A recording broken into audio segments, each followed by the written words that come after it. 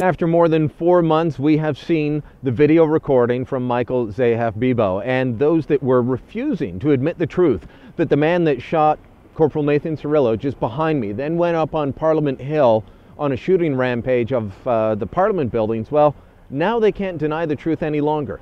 His manifesto video was released before a parliamentary committee this morning. Those who are involved in listening to this movie, this is in retaliation for Afghanistan and because Harper wants to send troops to Iraq.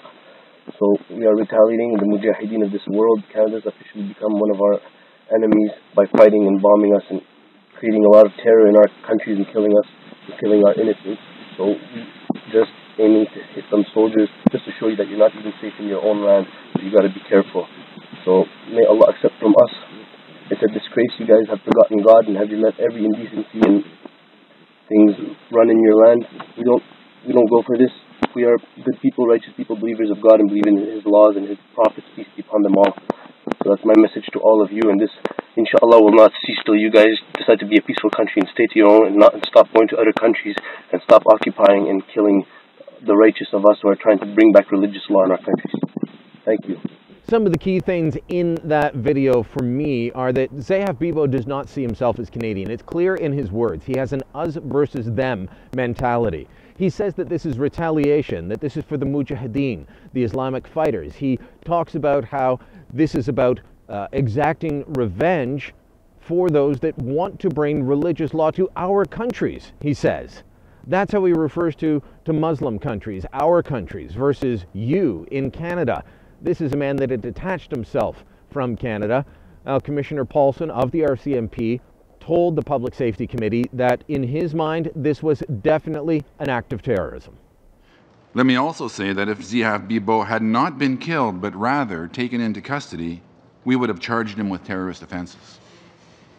The Criminal Code provides the definition for terrorist activity at Section 83.01, Sub 1, Sub B. The RCMP believes on the evidence that Zehaf-Bibeau was a terrorist. One of the other shocking revelations is that he doesn't think Zehaf-Bibeau acted alone. Anyone who aided him, abetted him, counseled him, facilitated his crimes, or conspired with him is also, in our view, a terrorist, and where the evidence exists, we will charge them with terrorist offenses. Throughout his time in Ottawa, Zehaf-Bibeau used publicly available internet and payphones in various locations across the city. We now know that he used this as a means to stay in contact with individuals both in the Ottawa region and in British Columbia.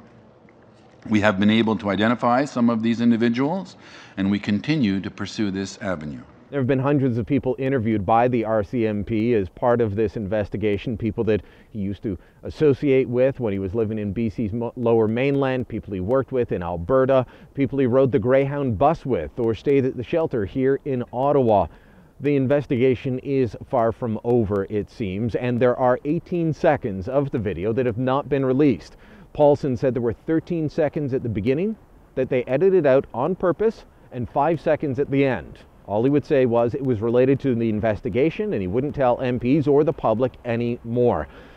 But what does this tape really tell us? It verifies that it is a jihadist view that Zehaf-Bibeau was working off of, and it also tells us that those that wanted this to be anything but, that those that were determined that this was not terrorism, well, they've been shown to be not only incorrect but lying. It'll be interesting to see over coming days whether they change their tune, whether they admit that this is an act of terror, and start getting behind Bill C-51.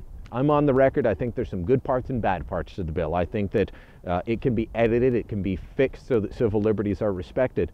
But there are clear elements of the bill that do need to be passed, including allowing federal agencies to share information, to work together, to try and stop events like this from happening again. You'll never stop every terrorist attack. You'll never stop every bad deed. But if you can prevent some, isn't it worth it?